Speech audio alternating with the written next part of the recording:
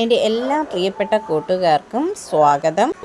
Indian എയർഫോഴ്സിലേക്കുള്ള Agniveer തെരഞ്ഞെടുപ്പ് അഗ്നിവീർ വായു 01-2026 വിജ്ഞാപനം പ്രസിദ്ധീകരിച്ചു.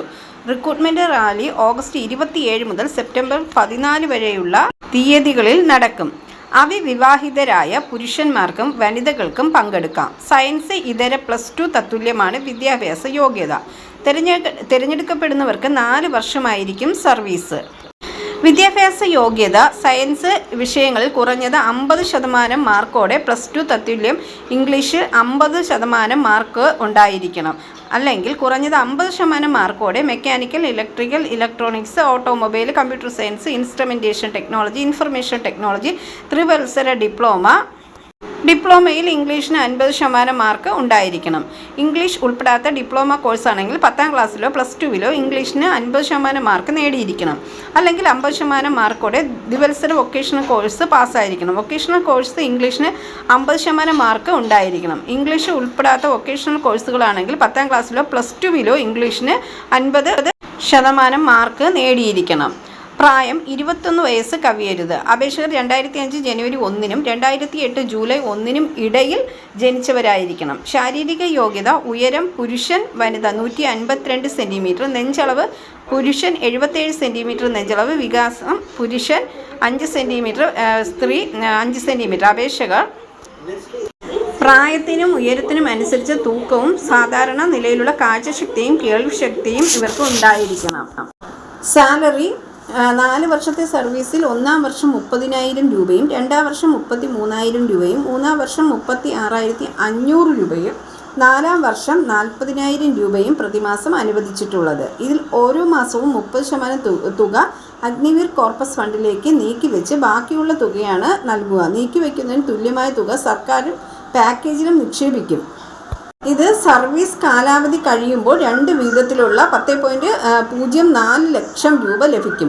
കൂടാതെ 48 ലക്ഷം രൂപയുടെ നോൺ കോൺട്രിബ്യൂട്ടറി ലൈഫ് ഇൻഷുറൻസ് കവറേജിനും അർഹത ഉണ്ടായിരിക്കും.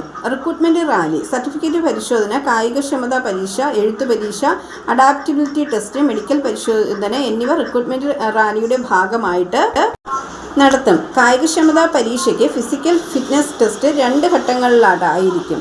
1-ാം ഘട്ടത്തിൽ 1.6 കിലോമീറ്റർ ദൂരം പുരുഷന്മാർക്കും 7 മിനിറ്റിനുള്ളിൽ വനിതകൾക്കും 8 മിനിറ്റിനുള്ളിൽ ഓടണം. ഇതിൽ വിജയിക്കുന്നവരെയാണ് 2-ാം ഘട്ടത്തിലേക്ക് തിരഞ്ഞെടുക്കുന്നത്.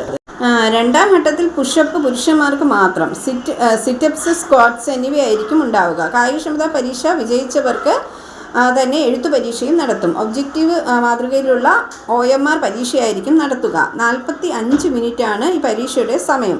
ഇംഗ്ലീഷ്, റീസണിംഗ്, ജനറൽ അവയർനെസ് എന്നിവയെ ആസ്പദമായിട്ടായിരിക്കും ചോദ്യങ്ങൾ. റാലിയുടെ നടപടിക്രമങ്ങൾ, ഓൺലൈൻ പരീക്ഷയുടെ സിലബസ് തുടങ്ങി തിരഞ്ഞെടുപ്പ് സംബന്ധമായ വിശദ വിവരങ്ങൾ വിജ്ഞാപനത്തിൽ ലഭിക്കുന്നതായിരിക്കും. കേരളത്തിൽ നിന്നുള്ള പുരുഷന്മാർക്ക് ഓഗസ്റ്റ് 30, 31 തീയതികളിലും വനിതകൾക്ക് സെപ്റ്റംബർ 5, 6 തീയതികളിലുമായിരിക്കും റാലി നടത്തുക. വിശദ വിവരങ്ങൾക്ക് വെബ്സൈറ്റ് സന്ദർശിക്കുക. Website https://agnipadavayu.cdac.in.